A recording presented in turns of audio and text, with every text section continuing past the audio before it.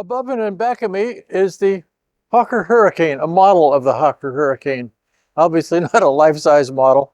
They made 14,000 of these airplanes in between 1937 and 1940. It's primarily wood and cloth construction. It's a single-seat fighter. They made a lot of these airplanes, and during the Battle of Britain and through the war, they were actually very successful in shooting down the German airplanes who were their adversary at the time. Contrary to popular opinion, it was actually more of these were more successful in combat than the Spitfire, probably because there were more of it. It had a Rolls-Royce Merlin. The ceiling was about 35,000 feet. It did not have the maximum amount of performance of the Spitfire or the German Me-109, but they were very successful. And some of the key pilots of the time were Douglas Bader.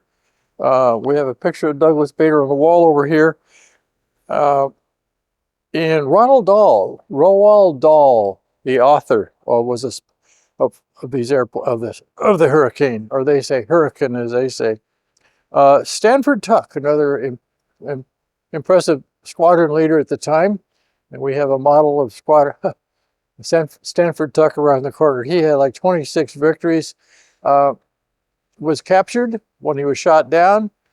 At that time, he actually became friends with Adolf Galland, the German pilot, and after a war, they became great friends. And I think both here during the dedication of our exhibit for the Eagle Squadrons.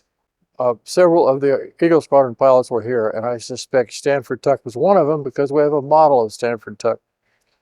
Airplane was very good airplane, top speed, probably 350, ceiling of maybe 30,000 feet or so. It had 4 guns, and they could also carry 2 bombs. So the Spitfire was the most, seemed to be the most recognized of the airplane because it's, let's face it, it's kind of pretty, as opposed to the Hurricane, but there were more Hurricanes used in the Battle of Britain. It's interesting to learn more about the production of these aircraft, how they were having bake sales and things like that to be able to afford to build these airplanes at the time.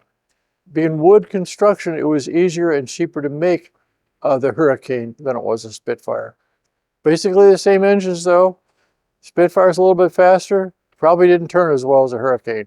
And the key to combat is not top speed, it's how well you can turn and maintain the energy level of your aircraft. If you'd like to know more about the Spitfire, Hurricane, the Eagle Squadrons, or the relative airplanes of the Air Force, Army Air Corps, RAF, we have models of almost every one of these airplanes in our museum. Be sure and join us.